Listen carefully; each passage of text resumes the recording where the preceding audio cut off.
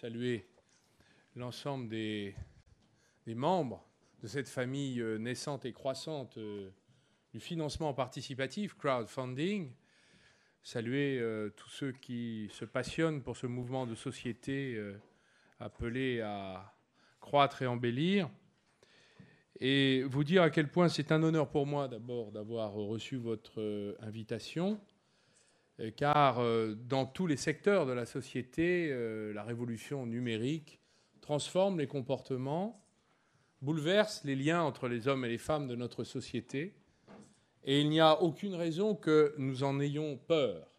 Au contraire, nous pouvons imaginer qu'il s'agit là d'une chance, et le gouvernement de la République est hautement conscient que la révolution numérique qui est en marche, nous devons l'apprivoiser, la maîtriser, l'organiser à notre profit, en faire un atout, multiplier les chances, des opportunités qu'elle offre, bref, en tirer parti, car rester à l'écart, se l'interdire, c'est lutter contre un mouvement sociétal qui a déjà d'ailleurs connu dans le passé, le mouvement coopératif que je tiens à saluer particulièrement ici, qui a su unir les hommes et les femmes agissant dans l'économie sur des valeurs différentes, celles dénoncées à juste titre par de grands penseurs de l'économie qui sont les prix Nobel, comme M. Stiglitz, luttant contre la cupidité, c'est le mot qu'il emploie. Il est utile de dire qu'il y a aujourd'hui un secteur important qui gagne de l'argent, qui investit, qui emploie des millions de personnes dans notre pays, c'est le secteur coopératif. Et s'il est une forme coopérative innovante,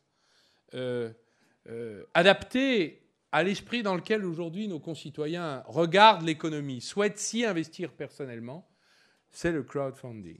Je veux dire ici au président du Crédit Coopératif l'amitié du gouvernement, le soutien à l'esprit dans lequel il participe au financement de l'économie, mais je veux dire que dans le cadre de la modernisation du pays, qui est une des charges qui me revient comme ministre de l'économie, du redressement productif et du numérique, nous avons fait le choix d'être les acteurs de cette transformation. Et parmi elles, le financement participatif qui, grâce à la réforme des règles du Code monétaire et financier, va se donner en France une place nouvelle pour stimuler, agrandir, organiser ce canal de financement de l'économie, de la croissance, de l'entreprise, des projets les plus créatifs, les idées les plus audacieuses qui vont transformer progressivement la société française.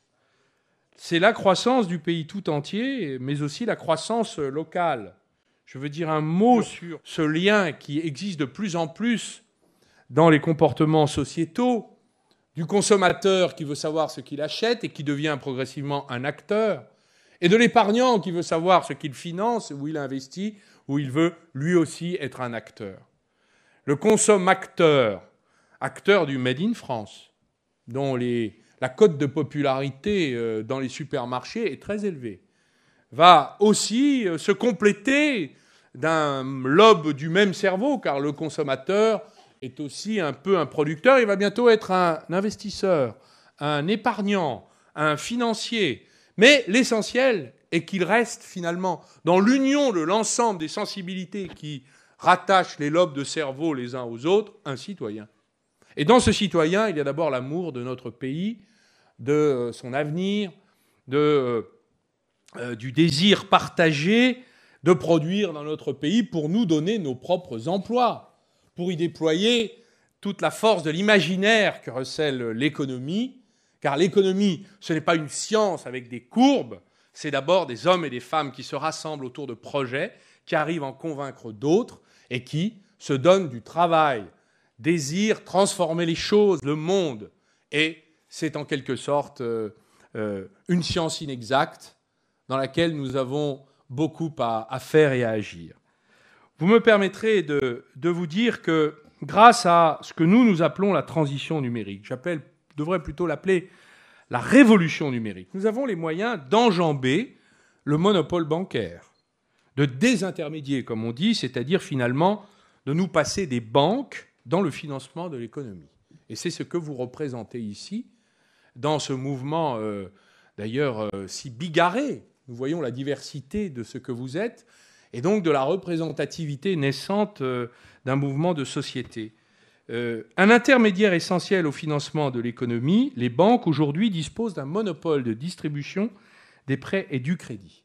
Et à l'avenir, le ministère de l'économie souhaite créer en quelque sorte la naissance d'acteurs complémentaires, concurrents, pourquoi ne pas le dire, de manière à ce que les banques, dans la main desquelles les gouvernements, la pensée, parfois unique, le système financier en général, les sociétés elles-mêmes ont été finalement entre leurs mains. Le moment est donc venu de construire, j'allais dire, l'autogestion du financement de la société et de l'économie française. Cette désintermédiation, elle est désormais possible grâce à l'évolution technologique, ce que permet le numérique. Le raccourcissement des liens. On est à des milliers de kilomètres, des centaines de kilomètres, on ne se connaît pas, mais on fait connaissance. Inutile de se déplacer. Il est donc possible de rapprocher les âmes et les cœurs. Et il est vrai que c'est, en plus de la possibilité technologique que réserve la révolution numérique, c'est aussi une attente très forte de la société. Bien sûr, les projets financés par le crowdfunding ne sont pas les moins risqués. Mais dans les expériences qui sont nées, on constate des taux de défaillance beaucoup plus faibles que ceux des banques. Et la France fait face à un curieux paradoxe. Une épargne extraordinairement abondante. Dois-je rappeler que l'encours des compagnies d'assurance à travers le drainage et la collecte de l'épargne des Français s'élève à 1 300 milliards d'euros. Et que la totalité de l'épargne drainée par les intermédiaires financier est de 4 200 milliards d'euros. Cette épargne est colossale, sous forme de produits financiers, mais nous avons des entreprises qui ne trouvent pas de financement. Et c'est une des raisons pour lesquelles nous demandons en permanence, nous, gouvernants, que le secteur financier finance l'économie réelle. Mon travail comme ministre de l'économie, aux côtés de Michel Sapin, ministre des Finances, est de dire aux banques que je réunirai lundi: votre travail, c'est de financer les entreprises, l'économie réelle. Et si vous ne le faites pas, si le canal historique du financement de l'économie réelle est bouché, j'en creuserai d'autres. Et c'est ce que je suis venu faire chez vous ce soir.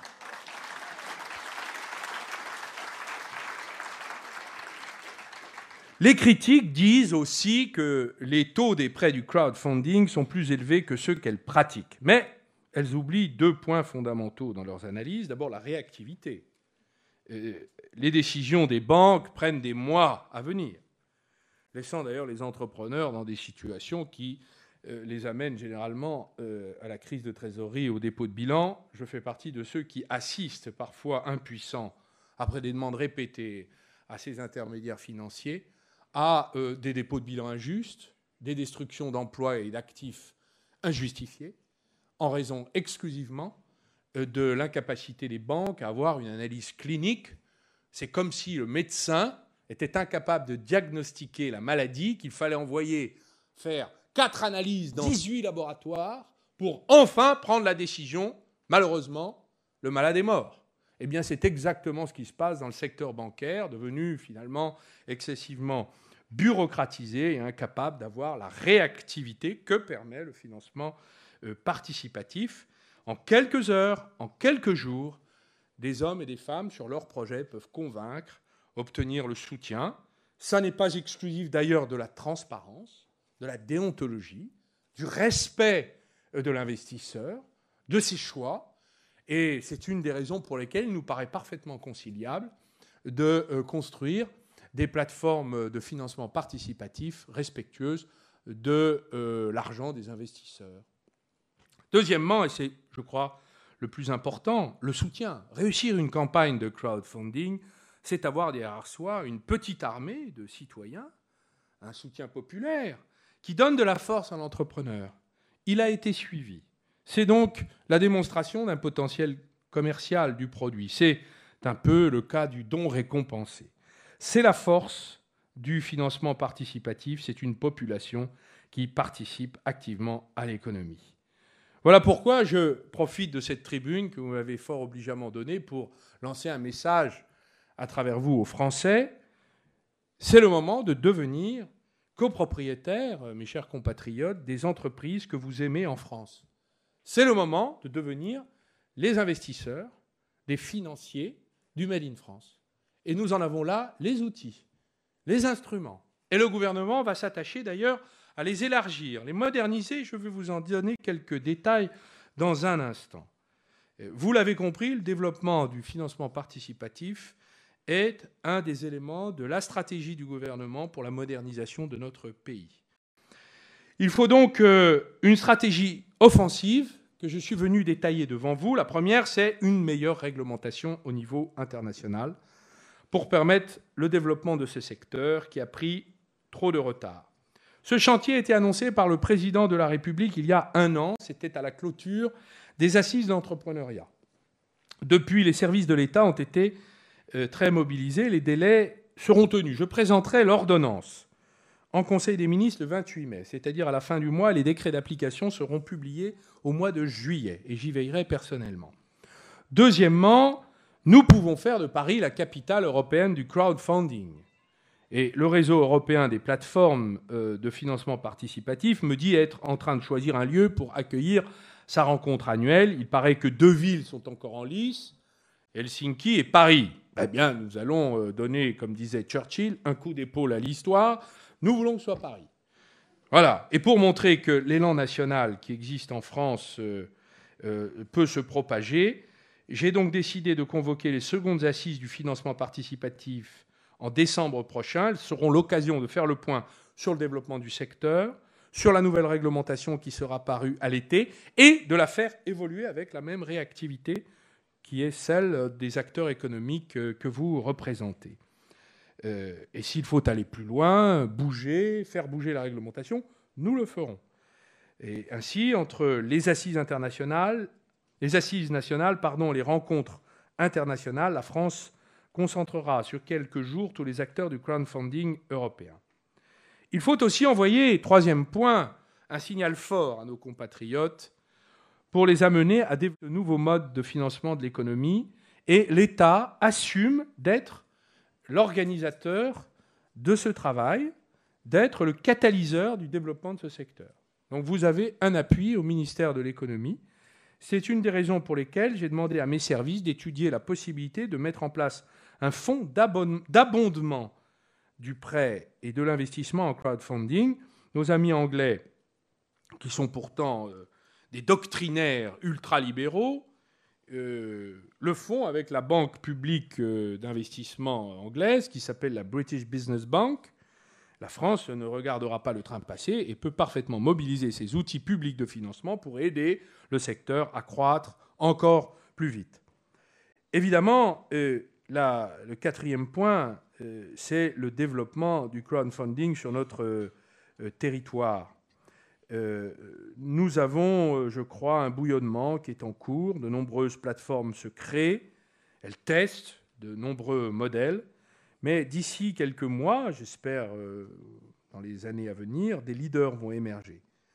L'intérêt de la France, c'est que ces leaders puissent s'internationaliser très rapidement, conquérir le marché européen, encore émergent, pour ensuite se positionner, se mesurer sur la scène mondiale. C'est notre ambition et ce développement européen, nous devrons le faciliter en tentant d'exporter notre cadre réglementaire pour en faire un cadre harmonisé à l'échelle européenne.